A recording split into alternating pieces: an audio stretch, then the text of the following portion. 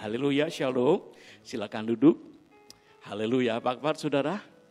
Dimanapun saudara berada, kita bersyukur bahwa pemeliharaan Tuhan itu selalu beserta dengan kehidupan kita. Hari ini kita akan belajar firman Tuhan yang itu dalam Matius 5 ayat yang ke-8. Di sana Yesus berkata, berbahagialah orang yang suci hatinya.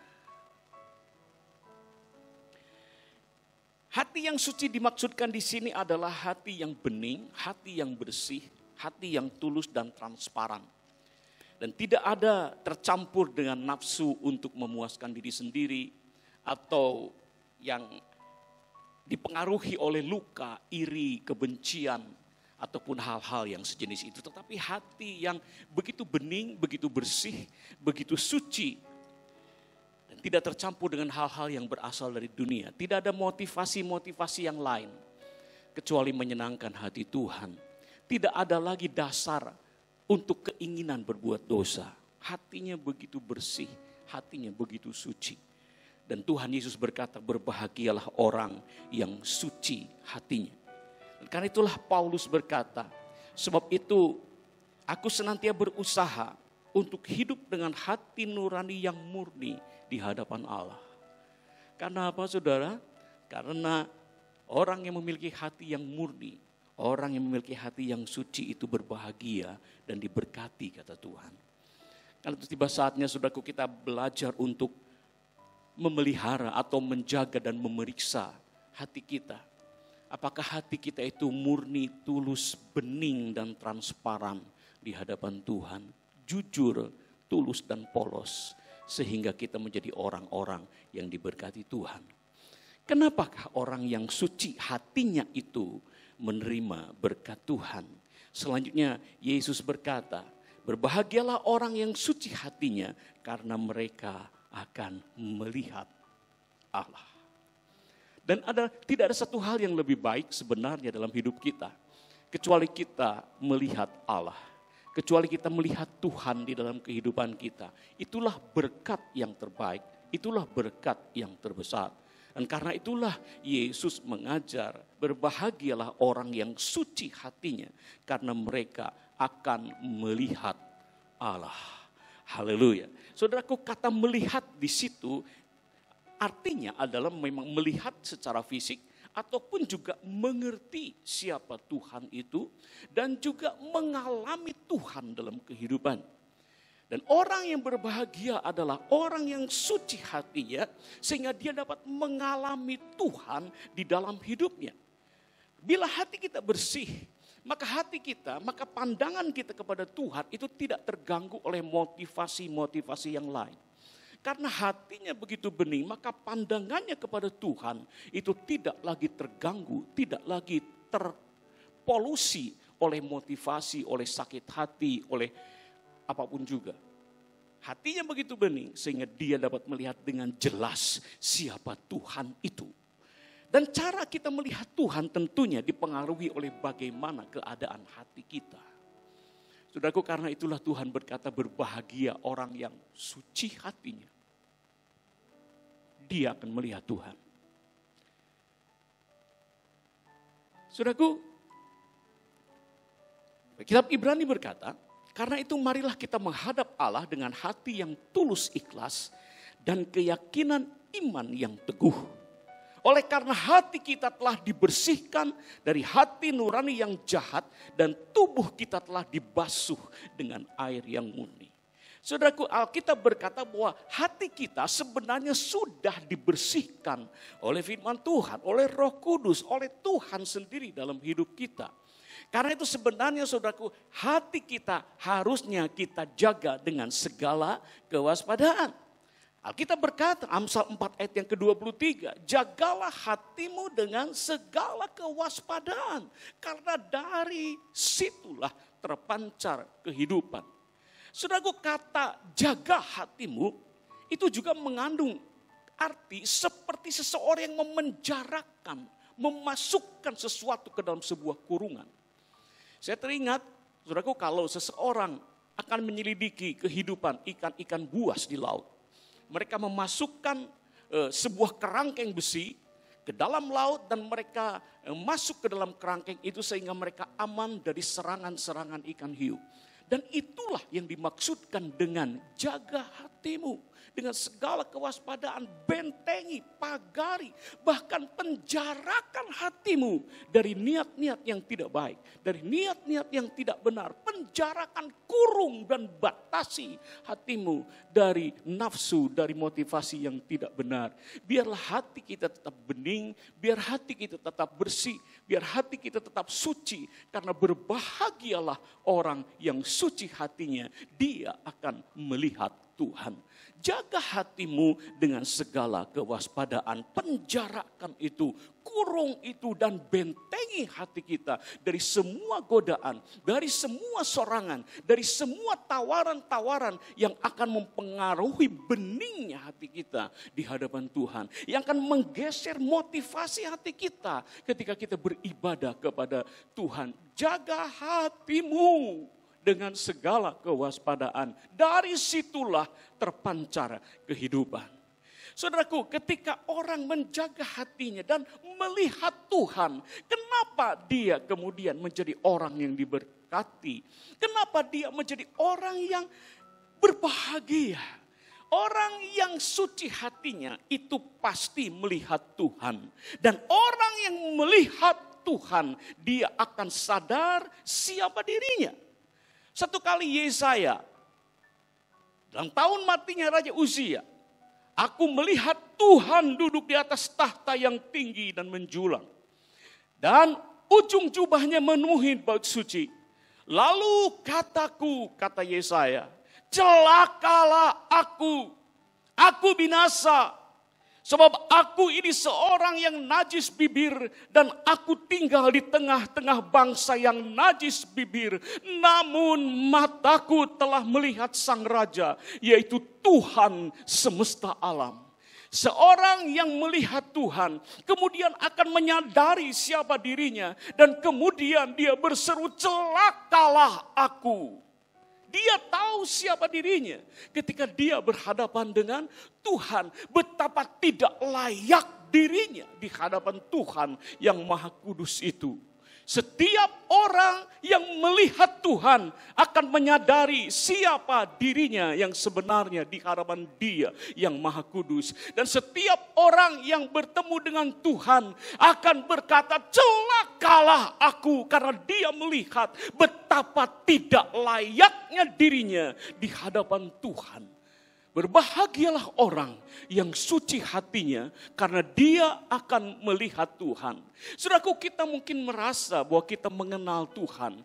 Kita melihat Tuhan, kita mengalami Tuhan. Dan setiap hari kita merasa aku semakin dekat dengan Tuhan. Setiap tahun kita merasa aku lebih bisa bergaul dengan Tuhan dan mengalami Tuhan. Tetapi saudaraku, sebenarnya saudaraku, betapapun luar biasanya hari ini kita melihat Tuhan. Betapapun hebatnya hari ini kita mengalami Tuhan. Maka sebenarnya saudaraku, satu saat nanti kita akan melihat Tuhan dalam keadaan yang sebenarnya. Dan saat itulah kita akan bergetar. Dan saat itulah kita akan terpesona dan terperangah. Betapa dahsyatnya Tuhan itu jauh daripada yang sudah kita kenal saat-saat ini. Dan saudaraku, setiap hari seharusnya ketika kita lebih mengenal Tuhan, ketika kita lebih melihat Tuhan, setiap hari seharusnya kita menyadari siapa diri kita, betapa tidak layaknya diri kita di hadapan Dia ketika kita melihat Tuhan. Kita merasa tidak layak di hadapan Dia. Dan setiap hari, setiap kali kita melihat Tuhan, kita akan merasakan hal yang sedemikian sampai nanti. Ketika kita melihat Dia dalam keadaan yang sebenarnya, maka kita akan tersungkur, mencium kakinya dengan gemetar. Sadar siapa dirinya, barang siapa dia melihat Tuhan. Saudara, kita tahu sebuah kisah ketika seorang perempuan berzina, diseret di hadapan Tuhan Yesus dan didorong di hadapan Tuhan Yesus. Dan kemudian orang-orang agama itu menuntut untuk menghukum perempuan ini. Dan Tuhan Yesus cuma diam. Apa yang ada dalam pikiran Yesus saat itu? Orang-orang Farisi itu tidak tahu siapa dirinya. Karena itulah dia menghakimi orang lain. Orang yang sadar dan melihat Tuhan dan tahu siapa dirinya, mana mungkin dia akan berani menghakimi orang lain. Berbahagialah orang yang suci hatinya. Dia tidak akan pernah berani lagi menghakimi orang lain. Karena ketika dia melihat Tuhan, dia sadar siapa dirinya. Saudaraku, apa yang dikatakan Tuhan adalah, dan ketika Yesus ketika mereka terus-menerus bertanya kepadanya, Yesus bangkit lalu berkata kepada mereka, barang siapa di antara kamu tidak berdosa, hendaklah ia yang pertama melemparkan batu kepada perempuan itu. Dan kemudian dari saat itulah dia mereka melihat siapa diri mereka yang sebenarnya. Dan disitulah kemudian mereka tidak berani lagi untuk menghakimi orang lain. Karena dia sadar siapa dirinya. Orang yang melihat Tuhan tidak mungkin menghakimi orang lain. Karena dia sadar siapa dirinya. Seperti orang Farisi itu. Dan kalaupun ada saudaraku yang berani menghakimi saudaranya, itu artinya saudaraku, dia berani melemparkan batu yang pertama, yang bahkan orang Farisi pun tidak berani melakukannya. Berbahagialah orang yang suci hatinya. Dia akan melihat Tuhan. Dan dia akan sadar siapa dirinya. Dan dia akan hidup damai dengan orang lain dan mengasihi orang lain. Karena dia tahu, dia pun adalah seorang penerima dari berkat dan kasih Tuhan yang ajaib. Berbahagialah orang yang suci hatinya karena dia akan melihat Tuhan di dalam masalahnya. Saudaraku, ketika masalah datang, ketika pencobaan, ketika gelombang badai datang dalam hidup kita, berbahagialah orang yang suci hatinya karena dia akan melihat Tuhan. Di dalam penderitaannya, di dalam masalahnya, dia akan melihat Tuhan. Satu kali orang tidak lagi melihat Tuhan dalam masalahnya, maka yang ada adalah putus asa. Yang ada adalah dia kemudian nekat dan kemudian melakukan hal-hal yang tidak baik, yang tidak berkenan, bahkan menghancurkan dirinya sendiri. Tetapi berbahagialah orang yang suci hatinya, karena dia akan melihat Tuhan dalam semua peristiwa. Dan dengan demikian saudaraku, hatinya tidak akan mudah untuk terluka. Hatinya tidak mudah untuk pahit, kecewa, ataupun iri. Karena mereka tahu ada Tuhan di situ. Karena mereka melihat Tuhan dalam semua peristiwa. Bahkan dalam masalah-masalah yang sedang dialami. Dalam masalah yang berat yang sedang mereka alami. Mereka melihat Tuhan dalam semuanya itu. Dan satu kali mereka akan berkata seperti Yusuf, bahwa Tuhan sedang bekerja, melakukan sesuatu, merancangkan sesuatu untuk mendatangkan kebaikan bagi orang-orang yang mencintai Dia. Berbahagialah orang yang suci hatinya, karena mereka akan melihat Tuhan. Mungkin ada orang yang merasa percuma karena telah menjaga hatinya bersih. Ada orang yang mungkin pernah berkata, percuma saja aku melayani Tuhan, percuma saja aku beribadah dan berdoa. Ternyata mereka yang tidak berdoa, karena mereka yang jahat, karena mereka yang melakukan kecurangan, ternyata hidup mereka jaya dan makmur. Hidup mereka penuh dengan kelimpahan-kelimpahan. Percuma saja aku mempertahankan hatiku bersih di hadapan Tuhan. Apakah kita pernah merasa atau berpikir tentang hal seperti itu? Apa yang salah dengan diriku? Bukankah aku sudah menjaga hatiku di hadapan Tuhan? Bukankah aku sudah melayani Tuhan dan setia kepadanya? Bukankah aku selalu dengan tulus mengiring Tuhan dan menjaga hatiku tetap setia kepada Dia? Apakah kita pernah merasakan hal seperti itu? Dan kita kecewa karena kemudian kita melihat bahwa orang-orang yang tidak beribadah kepada Tuhan, ternyata mereka memiliki kekayaan, keberhasilan, kesuksesan, bahkan kebahagiaan lebih daripada kita. Dan kita kini merasa percuma untuk mempertahankan hatiku bersih, lebih baik aku sama dengan mereka. Saudaraku, seorang hamba Tuhan di dalam Alkitab pernah menulis kata-kata seperti itu. Dan dia menuliskannya dalam sebuah mazmur. Dan nama orang itu adalah Asaf. Asaf pernah menulis dalam mazmur pasal yang ke-73. Dia tahu bahwa sesungguhnya Allah itu baik bagi mereka yang tulus hati, bagi mereka yang bersih hatinya. Tahu semua itu. Tetapi sedikit lagi aku terpeleset. Nyaris aku tergelincir. Karena apa? Sebab aku iri kepada pembual-pembual. Kalau aku melihat kemujuran orang-orang fasik. Dan kemudian dia merasa sia-sia sama sekali. Aku mempertahankan hati yang bersih dan membasuh tanganku tanda tak bersalah. Sampai aku masuk ke dalam tempat kudus Allah dan memperhatikan kesudahan mereka. Saudaraku, jangan pernah lelah untuk menjaga hati yang suci di hadapan Tuhan. Hati yang bersih di hadapan Tuhan. Walaupun mungkin ada kekecewaan, walaupun mungkin ada hal-hal banyak yang tidak kita mengerti. Kenapa itu terjadi? Padahal aku sudah menjaga hatiku tulus di hadapan Tuhan. Kenapa aku masih kecewa? Kenapa aku masih disakiti? Kenapa aku masih dikhianati oleh orang lain? Padahal aku masih menjaga hatiku bening di hadapan Tuhan. Asaf berkata, aku masuk ke dalam tempat kudus Allah dan di sanalah aku mengerti semuanya. Saudaraku, karena itu jangan lelah untuk tetap menjaga hati yang bersih di hadapan Tuhan. Berbahagialah orang yang suci hatinya. Karena dia akan melihat Tuhan bukan cuma dalam masalah, tetapi juga di dalam berkat-berkat yang dia terima. Dia melihat Tuhan di atas semua berkat yang pernah dia terima. Kita tahu Petrus, dia adalah seorang nelayan.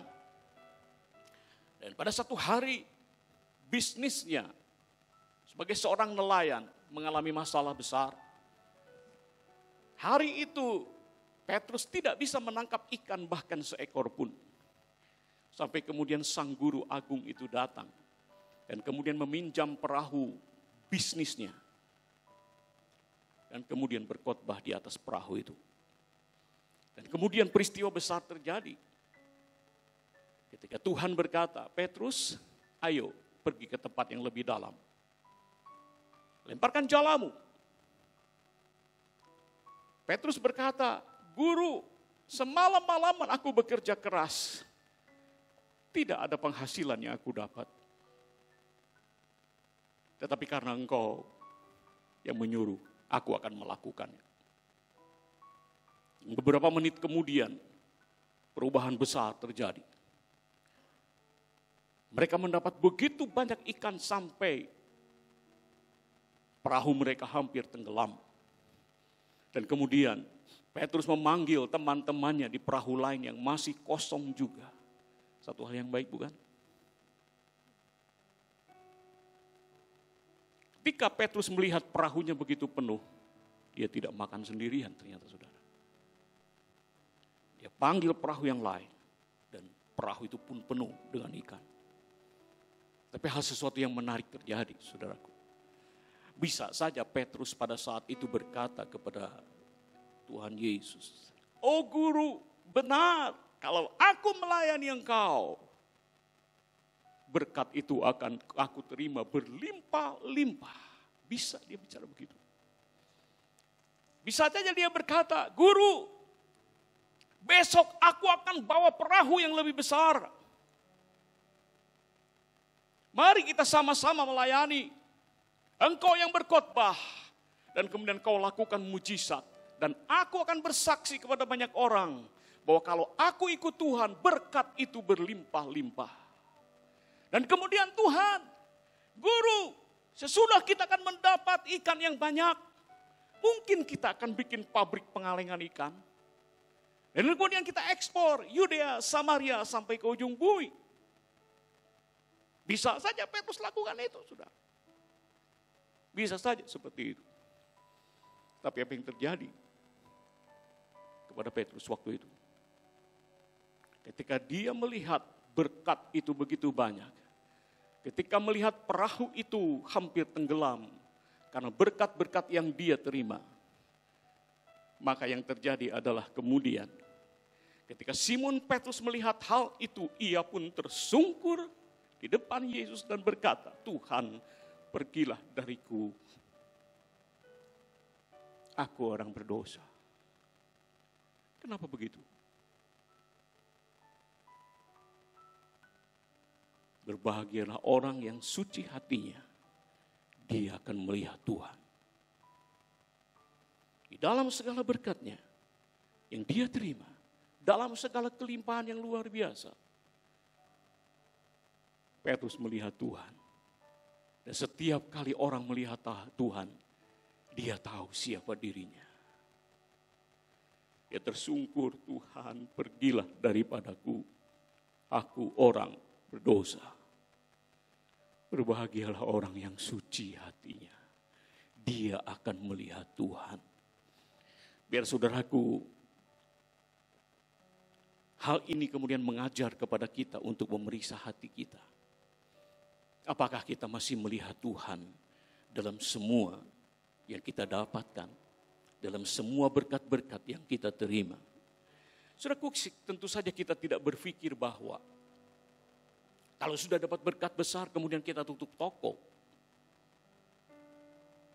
Kita tinggalkan semuanya. Kita tidak bahas itu.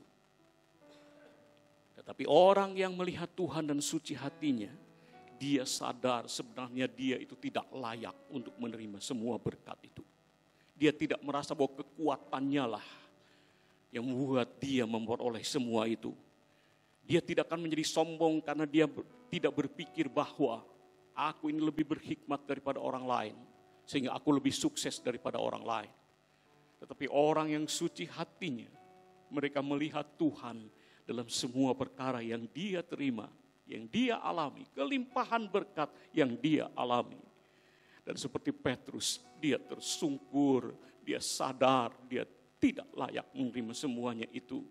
Dia menyadari bahwa itu berkat Tuhan. Dan kemudian orang yang menyadari bahwa itu adalah total berkat Tuhan. Maka dia akan memiliki hati yang bersyukur. Dia tidak akan memandang rendah orang lain karena dia melihat Tuhan. Dia tidak akan merasa mampu dan kemudian dia juga tidak akan menjadi sombong.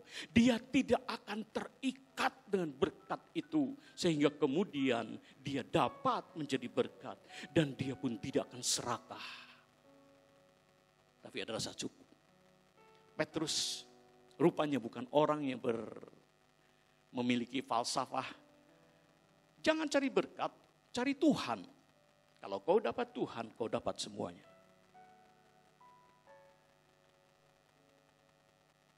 Petrus rupanya bukan orang seperti itu. Kita pernah mendengar hal seperti itu, bukan? Jangan kejar telurnya, kejar ayamnya. Kalau kau dapat ayamnya, kau dapat semuanya. Ternyata Petrus tidak memiliki pikiran seperti itu. Ketika dia melihat berkat itu, dia berkata, Tuhan, aku tidak layak.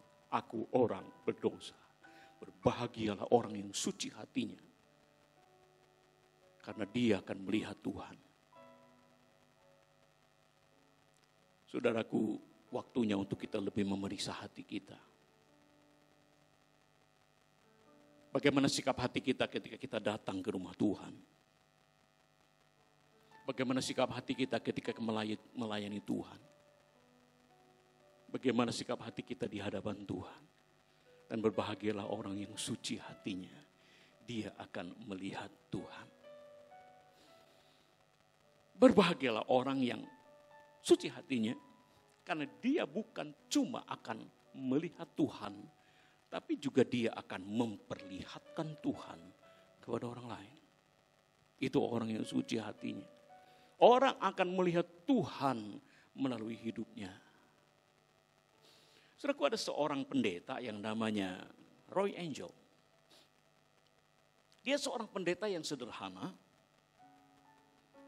Dan dia mempunyai seorang kakak yang sukses dalam bisnis, seorang yang kaya. Dan satu hari ketika kakaknya itu mendapatkan keuntungan besar, kemudian kakaknya itu melihat adiknya yang pendeta sederhana ini, dan kakaknya ini kemudian membeli sebuah mobil, dan kemudian dihadiahkan kepada adiknya, sang pendeta sederhana ini. Ketika pendeta ini mendapat berkat pemberian dari seorang kakak, sebuah mobil, dia pun merasa begitu bersyukur. Dia tidak pernah bermimpi bahwa dia akan memiliki sebuah mobil. Dan kemudian dia pun berkeliling-keliling menikmati, bersyukur atas berkat itu. Dan ketika dia kemudian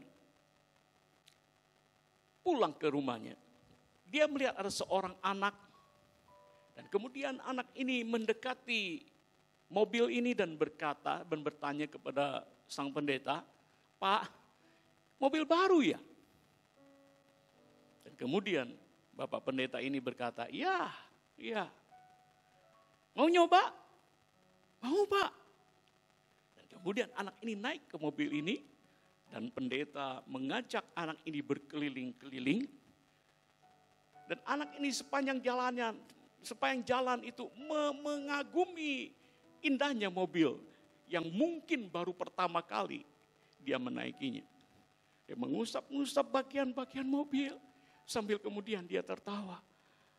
"Pak, Bapak beli di mana?"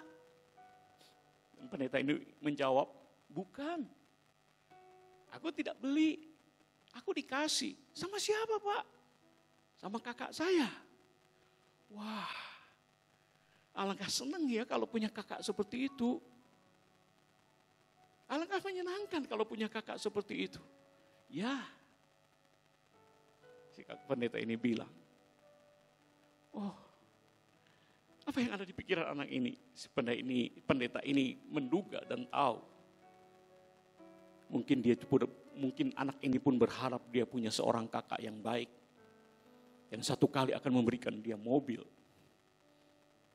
Tapi kemudian si pendeta ini mendengar anak ini berkata, "Kak, alangkah beruntungnya Pak, alangkah beruntungnya Bapak punya kakak yang sebaik itu." Iya, dan anak ini kemudian melanjutkan, "Aku pun ingin jadi seorang kakak seperti itu." Dan pendeta ini menyadari dia telah salah sangka berpikir tentang anak ini. Dan mereka melanjutkan perjalanannya. Dan ketika mereka lanjutkan perjalanannya, anak ini kemudian berkata kepada Pak Pendeta, "Pak, boleh enggak saya pulang dulu sebentar?" Dan anak ini diantar ke rumahnya, ternyata sebuah gubuk reot tua. Yang rumahnya sudah miring dan hampir roboh. Tapi anak ini berpikir dia ingin jadi seorang kakak yang baik. Dan kakak ini, seorang anak ini kemudian lari ke rumahnya. Beberapa menit dia tidak keluar dari rumah itu. Rumah yang gubuk reot. Setelah berapa menit pendeta menunggu di mobil itu, tiba-tiba anak itu keluar sambil menggendong adiknya yang lumpuh.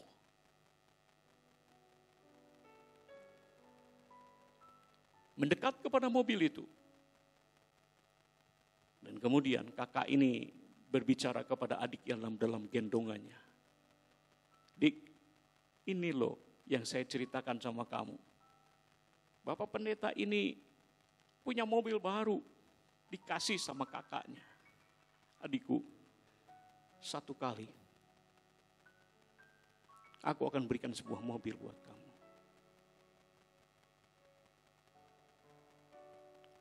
Dan apa yang dilihat oleh pendeta ini adalah hati yang suci, Dan disitulah dia melihat Tuhan.